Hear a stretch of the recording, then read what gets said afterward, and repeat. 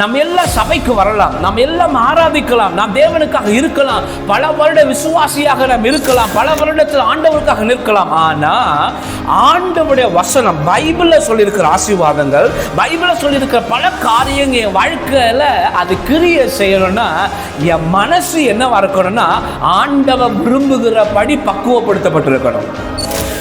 ஆமென்.